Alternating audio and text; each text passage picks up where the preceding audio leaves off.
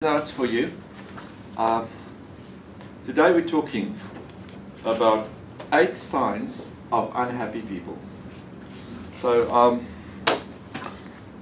there's a big chance that people that will actually come to your counseling room will be unhappy people. There's a big chance because there's lots of stuff happening in their life. They're going through some go through some upheavals. And the ideal is that people will come to counseling once a month normally, in good times and in bad times. But unfortunately, people go to their counsellor only when they really when the pawpaw hits the fan. That's when they go to the counsellor. So we need to get into the habit of actually having a counsellor and go and see a counsellor once a month, so that when the pawpaw hits the fan, you are already covered and ready with your counsellor. So first sign of a very unhappy person is a person that's holding grudges. Holding grudges.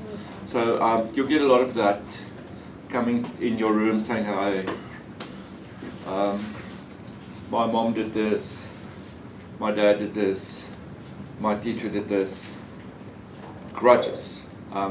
There's all sorts of grudges that you can think of. Name a grudge that you are holding. Anything. Name a grudge. Ex-husband. Ex-husband. Okay. So you've got an ex-husband story. You've got a grudge. There's a grudge. Another story. Your sister? Your sister. Yeah.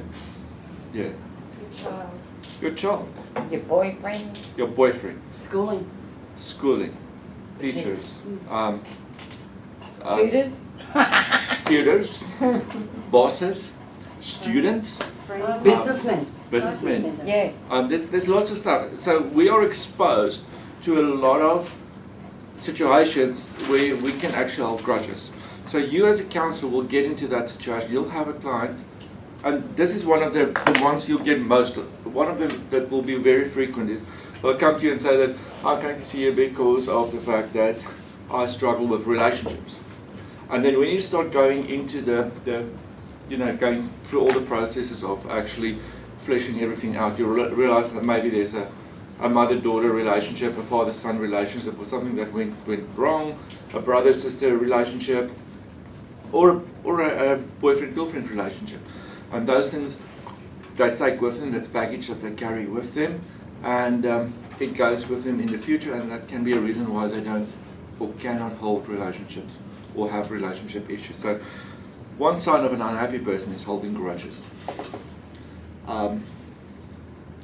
Do we all, it's like generalizing, but I'm sure that we all know someone that's holding a grudge.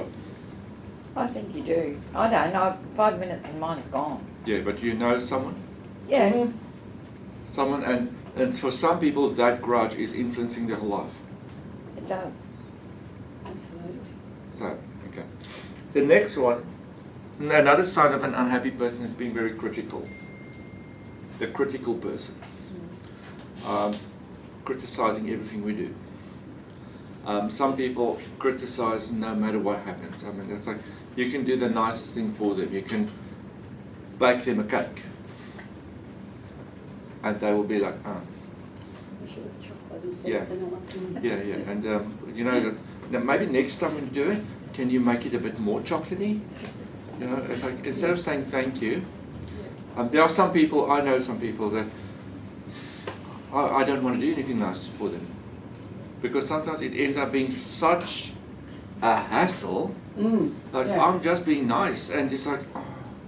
So it's like, It's draining too. yeah, it's draining because sometimes you're like, I want to take you to the movie. I'm paying, whatever. It's like, what movie are you going to watch?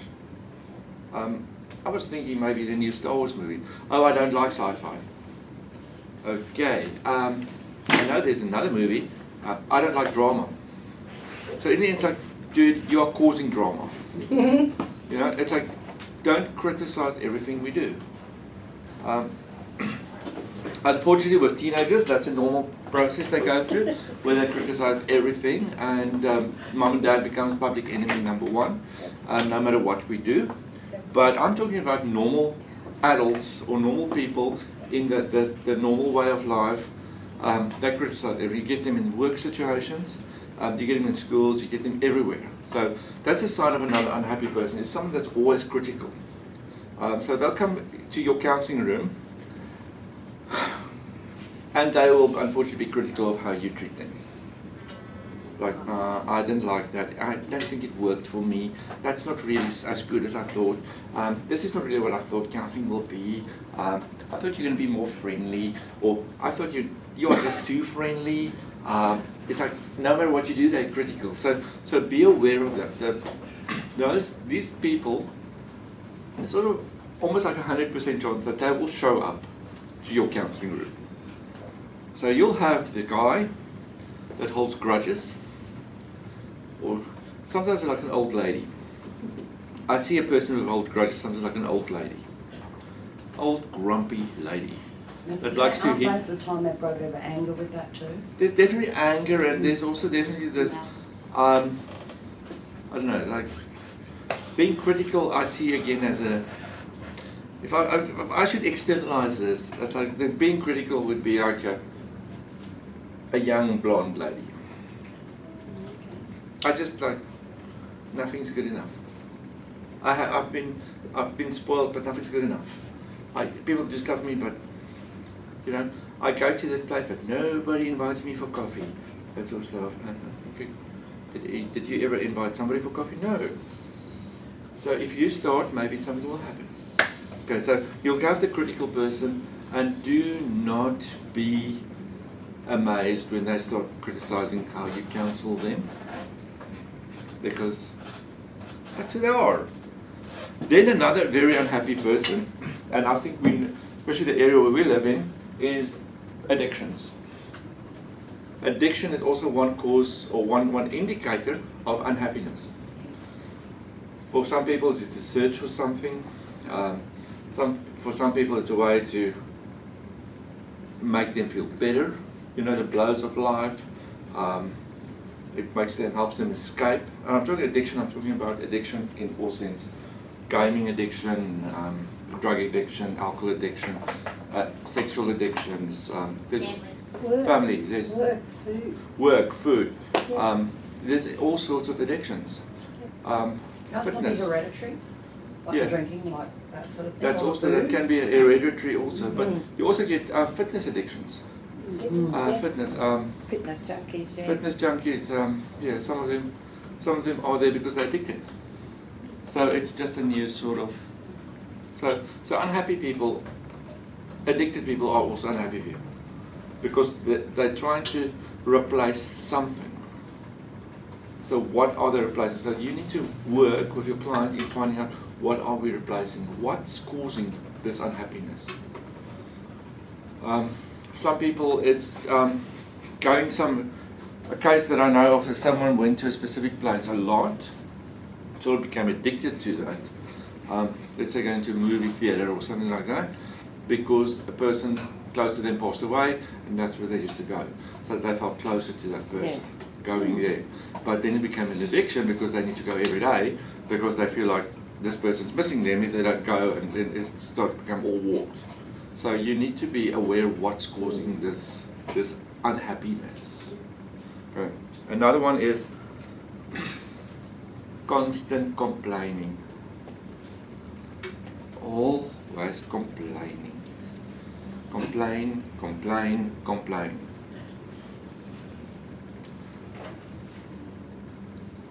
You'll get that. There's a bit of a link between complaining and being critical. Although complaining will be they complain about every single thing, being critical is they'll be critical of a person or a person's action or what you do for them. Complaining will be people that complain about every single thing. It's like, it's too hot, then it gets cold, it's too cold. Then, yeah. I've got friends who own a gym, and she said to me one day, she says, because they've got a little box there with where you can put in like suggestions. She says on one day they'll get a suggestion saying the music's too loud, and the next suggestion will be from another person saying the music's too soft, and it's it's constant. Like one person will say the aircon is too cold, the aircon is too hot. It's like constant complaining. Complaining is about everything out there. So critical is about a specific person or actions you do or someone's doing, where complaining is our complaining about every single thing. Like, thank you, you're making me coffee, but I want a tea. Okay. Critical is like, thank you for the coffee, but next time make it a bit stronger. I'd be drained for those sort of. Yeah. So it's like, I'll just do nothing for you anyway. The normal reaction will be, my reaction is distancing and actually not doing anything.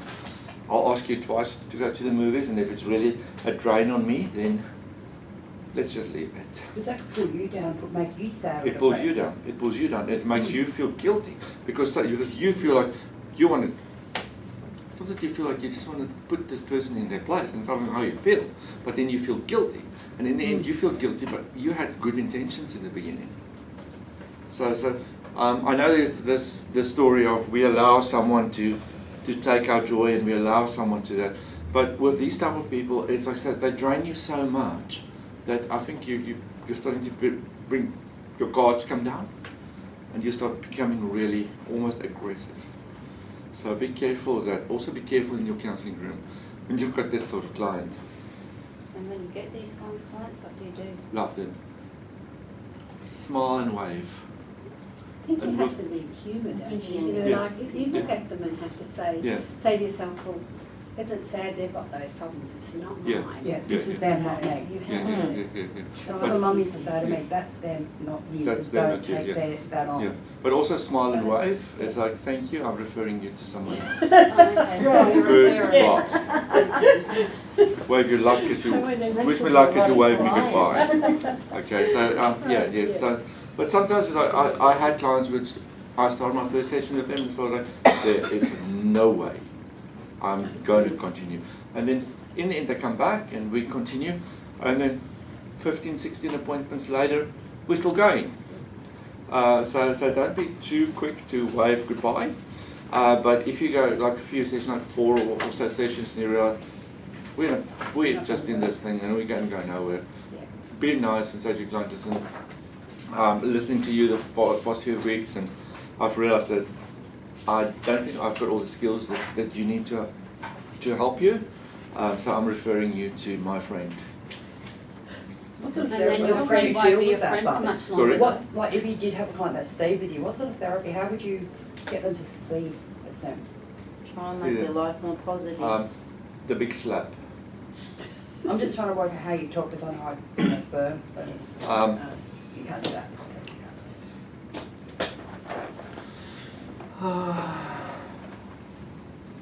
Our friend Dr. Ross Harris Mm-hmm. talks about the reality slap. And sometimes you need to give them a reality slap. And not really like a slap, like Wake up, yeah. sometimes you need to say to them, listen, we've been talking about for 5 weeks, and every single thing we talked about you criticized, and every single thing, that's where you can, So it's a confronting. you have, You have to It's step challenging. Yeah, challenging. at one confronting. stage or at some stage, if you really want to continue working with me, this is why I'm struggling to work with you, because of this, and this. Mm. And So if you I thought don't I want to know what I continue would. working with me, and if you want to continue working with me, we're going to address this and this and this and this. If you don't want to address this, don't come back. So that's how I thought, I don't know whether we could go. You can, Okay. you can, because they're paying Sometimes, for yeah, they this. need the reality check, as you said. Yeah, Right. they're paying for this, and you can't. I mean, I'd say it's unethical if you're sitting there and you know exactly that. If Mary comes today, Mary's going to leave exactly the same way as Mary came, because we've got a block. So I think is it ethically right that I could do that? Because that's how I would feel. Right. Look. But I'm not saying do it in session 1 or 2. I'd say Oh, no. like 4 or 5 Yeah. sessions later. Yeah. Like if you feel like you're really stuck into the same thing every time, Like it becomes a pattern. then you need to give them a reality slap Yeah. and say to them, listen, this is what's happening. This is preventing you from moving on. There we go. So, yeah, we can't always be so friendly and loving.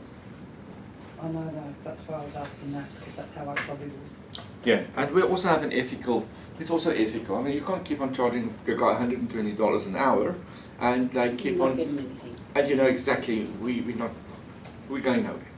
Yeah, so I wasn't thinking about the money, I was just thinking how I'd get with him, or her. Yeah. So if they're paying for a service and you know you can't really provide the service, it's unethical. So we also have an ethical responsibility. So okay. Being filled with regret, and being filled with regret, that's another issue we'll have, is people come here and they'll have regret. The what ifs, or the if onlys. If only I was friendlier to her, if only I did this, or if only I did that, or what if. The day on the train station, what if I actually went on the train with him? Now he went alone, and while he was alone, he met someone else. And now I'm a lone person, and all I have is a cat. Just don't get another cat. That's a story I know someone. It's one of my wife's previous colleagues. Her love left, and she didn't go with, and now she's alone. But she doesn't have a cat. So that's the sort of stories we have. Okay, you're going to get that people whose lives are filled with regret. They'll come to you and say that I could have gone to uni.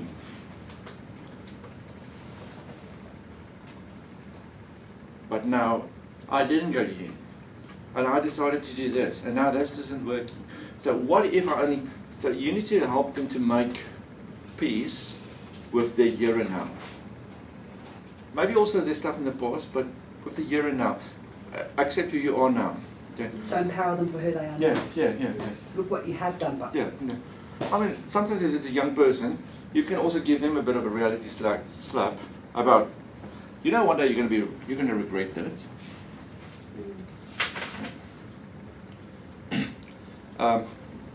Tuesday night when we caught the kid stealing,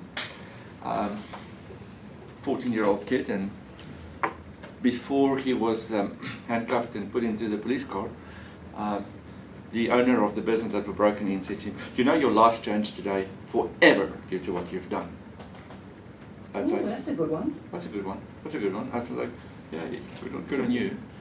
So, but yeah, sometimes they need some reality thing. I mean, I don't know if that kid get more reality slap like handcuffs and sitting in the back of a police car, but the first time that happened, he didn't give him a reality, because this was the second time it happened now. But sometimes you need to do something like that, like saying to them, is this the sort of life you want? Is this what you want? Do you, like, filled with regret, if only I went with John.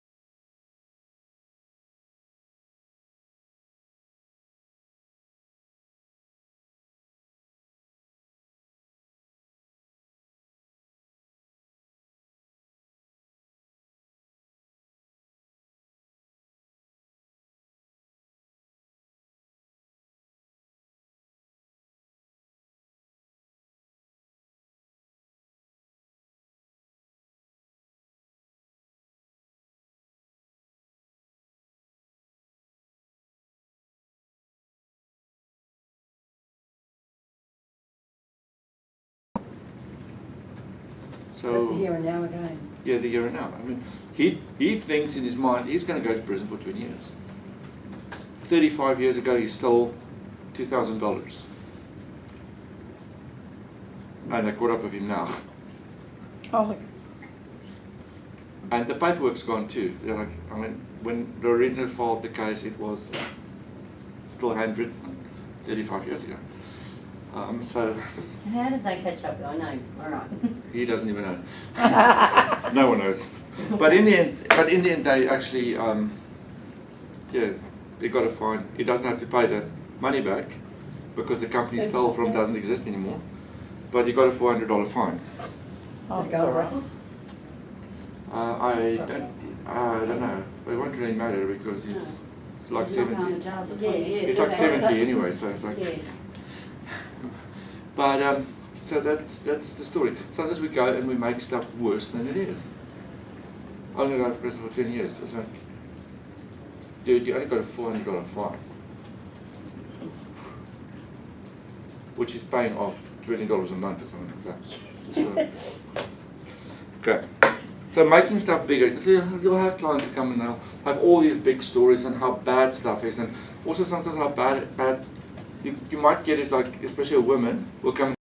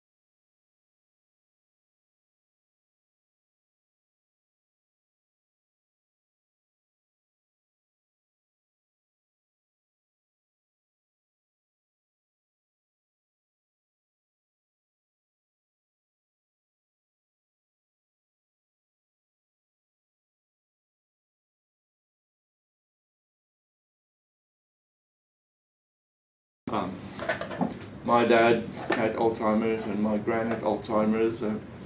So sometimes in my back of my mind I worry that I'll not remember anybody. You know. If it happens, it happens. Yeah, well, at least I won't remember it. Yeah, I think that's So- part of it. At least I can hide my own Easter eggs. But there's stuff that we can't do. I mean, if I worry about it, there's absolutely nothing I can do about it anyway. You know? So, I mean, even worrying about if, as Mr. Trump calls him, the clever cookie, sends off his missile, can we do anything about it? No, we can't No. do a sweep. So what's the worrying about it helping us? Nothing. Just making us old and giving us ulcers and whatever. But worrying about, some people are really, I'm talking, this is normal worries. I'm talking about extreme worries. Like, you know, you get people that, I mean, hypochondriacs and whatever, like, you know, it's like, there's a little spot on their leg and then it's cancer. Oh yeah, that sort of You thing. know? Conspiracy theorists. Sorry? Conspiracy Theories, and I had a very clever, I had an amazing one the other day. classify this person as one of these. But not the other day, about a year or so ago, I just had a flu injection, and I got the flu injection on the Saturday, and the Sunday I was a bit fluish, which is, they say it's a normal thing that, you know. So I was at church this day, and then I had coffee with this couple, and the guy is very into this conspiracy theories and stuff. And he told me something really interesting. He says, like, there are too many people in the world. So each government has to make the people less in their countries. Oh, yeah, bring them down. Yeah, so what they do is in the beginning of winter, they will say that there's this big flu epidemic coming. And then everyone goes and have the flu injection. But a certain amount of these flu injections are poison. What? So people die of flu. But actually that's how the governments get rid of people. And that's what he actually thinks. And I was sitting there with a smile on my face and thinking, Well, I'm going to snuff it. yeah. Oh, it's It poison. also could be mental illness. But I thought, like, dude, you need to see a counsellor. You know, but Here's people, my number. yeah, people that believe this stuff. Oh, I know, yeah. I mean, it's like, yeah. I mean, since then, every year I still get the flu injection, so it's like, who cares? But there are people that believe absolute nonsense. Nonsense, yeah. What about the zombie apocalypse? There's people that believe that we're going to have zombies. Yeah. Yeah. Aren't we going to have zombies? We need counselling. Or, aren't we? Are you changing that? Or are we going to be abducted by aliens? Well, that could be the next one. Yeah. So, yeah, all sorts of stuff. There are so many theories, but it just makes people more worried about the future. And you as a counsellor need to get to a place where you try and, like that one thing, like, that's what I normally say to people is, if they especially come around, I'm worried about this and this and that, and it's like, can you change that? If there's stuff that can change, yes, let's work with that. I'm worried about my future. Will I have enough money when I retire? Can you do something about that? Yes. Okay, what can we do? Go and see a financial advisor, maybe get a second job, whatever, do stuff. A guy in Korea launching a bomb, we can't do anything about it. No. He's going to pull them. Yeah. I'm worried I'm going to be alone when I'm old. Can you do something about it? Yes. What can you do? Make friends. You know? Or get somebody else. Yeah. Or be in peace with the people around you. Make peace with your kids if you're in a bad relationship with your kids. Because my kids don't speak to me. Why don't you reach out to them? No, it won't help. Well, try. Did you try? No, it's not going to help. You know? And that would make that a goal. Yeah. So with that, worrying about the future, what can you change and what can't you change? The stuff you can't change, stop worrying about it. The stuff you can change, we can do stuff about Stuff it. about it. So you're going to have all these people in your counselling room, and all these people will come and tell you all sorts of stuff, and you need to sit there with a nice smile, and sometimes give them a reality slap, and say to them, just get with the program. The program is life. You know, get a life. But yeah, we need to have compassion and empathy and love and like John Lennon said, give love a chance, and give peace a chance, and give all this stuff a chance. That's it. And his daddy got shot. But in the process, we also have to be real with people. And if a guy comes to you and he says to you that I want to be I'm going to be the next president of America, and he sits in your counseling room and you ask him the question, are you an American citizen? And he says no. Then you'll say that, you know what, there's sort of a 100% chance you will not be the next president. That's reality. At least, first of all, you need to be a citizen.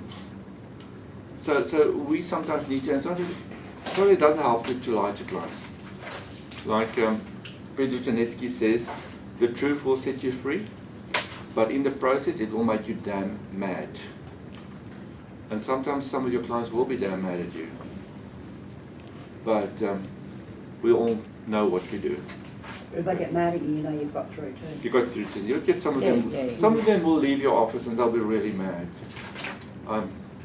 Peter Janetsky tells a story that one day a lady was with him, and he actually confronted her about like the truth thing, and she got really angry and she stormed out and she walked out of his office.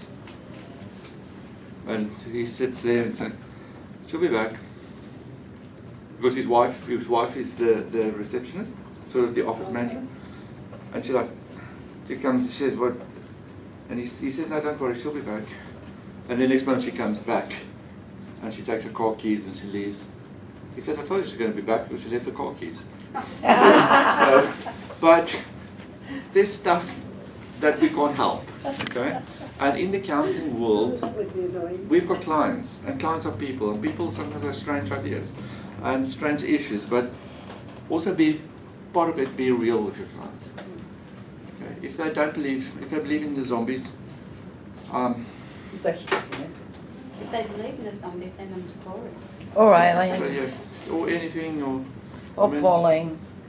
I had a client that let me know that the tap in her yard is a transmitter. Aliens transmit via the tap, and they are actually watching her.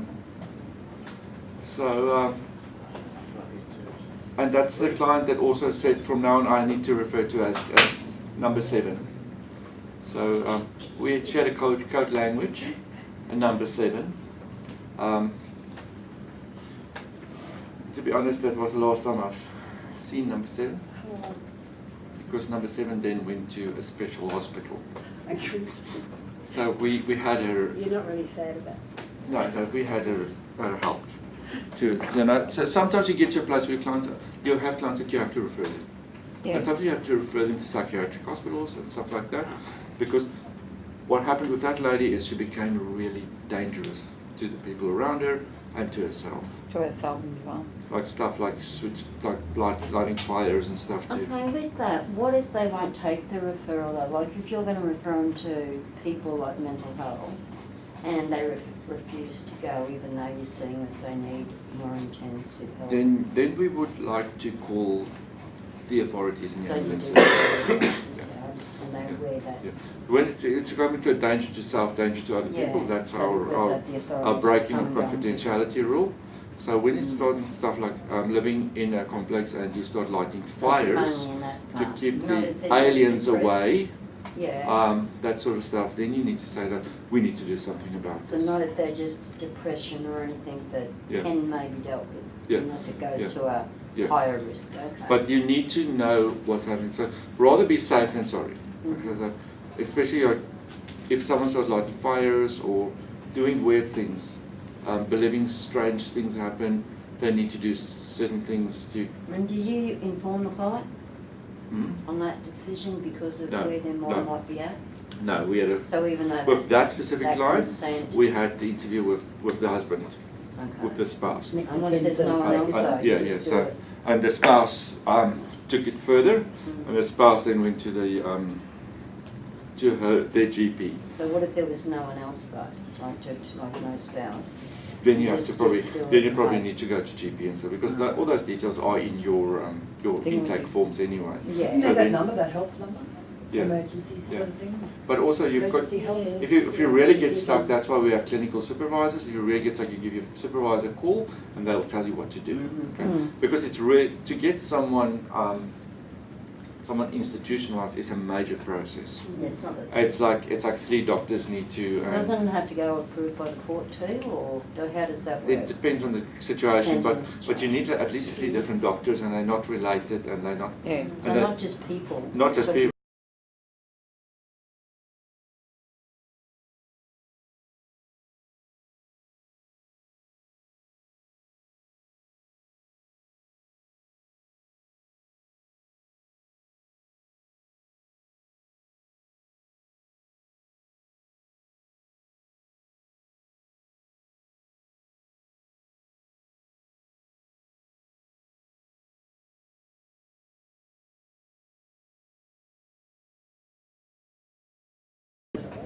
Normally they only stay there for a short time. Yeah, I think there are homes and stuff. I'm not sure how it works in There's a Australia. huge one in New South Wales, down on the Hudson River, and it's actually got its own We with had a real, yeah, we had in South Africa we had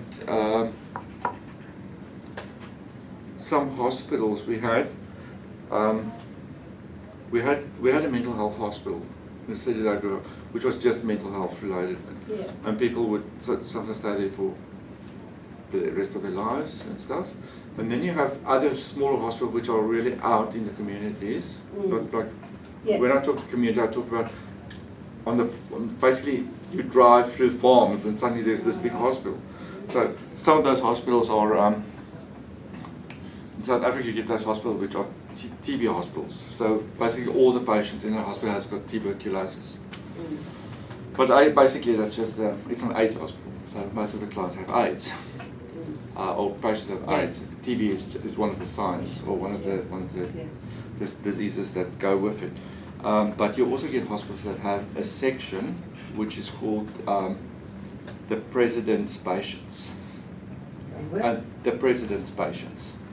They are the criminals. They are the guys that's in for observations. So they did big crimes and stuff, and they murderers and stuff, and they're in there for observations. And then they go from there. But that's sort of the different hospitals in South Africa. I don't know.